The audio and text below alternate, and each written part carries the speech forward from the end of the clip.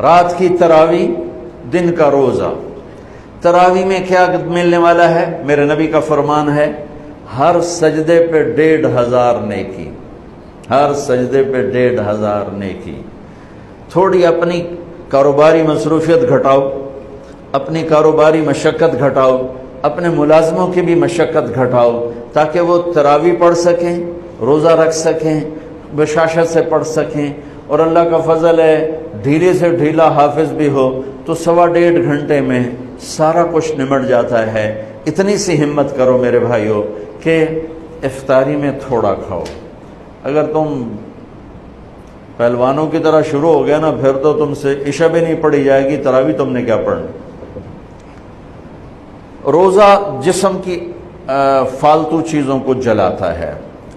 روزہ ایک قوت پیدا کرتا ہے ایمانی شیطان کے خلاف۔ وہ کیسے پیدا کرتا ہے شیطان کے خلاف؟ اللہ تعالیٰ حلال کو بھی حرام کر دیتا ہے۔ جب بیوی کو بھی شہوت سے دیکھنا حرام ہو گیا اور یہ اس پہ قابو پا گیا تو اوروں کی عزت کو یہ حرام نظر سے کیوں دیکھے گا؟ جب یہ حلال کھانا چھوڑ گیا تو یہ جھوٹ کیوں بولے گا؟ یہ گالی کیوں دے گا؟ یہ غیبت کیوں کرے گا؟ جب یہ کان میں دوائی ڈالنا چھوڑ گیا کہ روزہ ٹوٹ جاتا ہے تو یہ اوروں کی غیبت کیوں سنے گا؟ اوروں کی برائی کیوں سنے گا؟ جب یہ آنکھ میں دوائی نہیں ڈالتا ہے کہ وہ حلق میں جاتی، وہاں سے وہ پیٹ میں چلی جاتی ہے، روزہ ٹوٹ جاتا ہے، تو یہ ان آنکھوں سے غلط کیوں دیکھے گا؟ یہ غلط کیوں کسی کی عزت کے اوپر اپنی بددیانت نظر کو ڈالے گا؟ تو جب یہ اندھیرے میں بند کمرے میں ٹھنڈا پانی پڑا ہوا ہے اور ہاتھ نہیں لگاتا ہے اور اللہ کا دھیان اسے یاد ہوتا ہے کہ اللہ دیکھ رہا ہے، نہاتے ہوئے ہونٹ بند کر رہتا ہے کہ کوئی پانی کا قطرہ منہ میں نہ چلا جائے اور میرا روزہ نہ ٹوٹ جائے، خراب نہ ہو جائے، تو یہ جب اللہ کا اتنا دھیان اس کو نصیب ہو جاتا ہے کہ اللہ دیکھ رہا ہے، ورنہ کیا کسی کو کیا خبر کہ میں 2 گلاس پانی پیتا یا میں پیاس سے بول رہا ہوں۔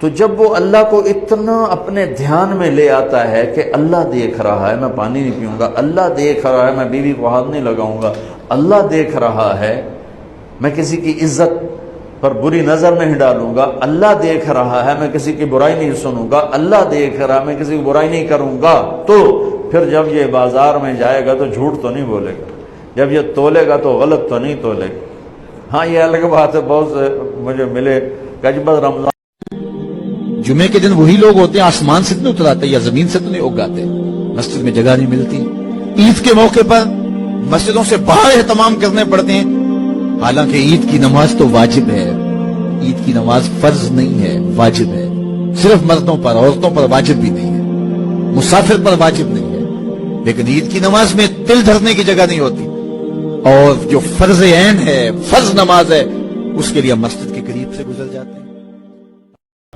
کسی کو تکلیف نہ دینا، حقوق العباد کی سختی سے پابندی کی تلقین کی گئی ہے۔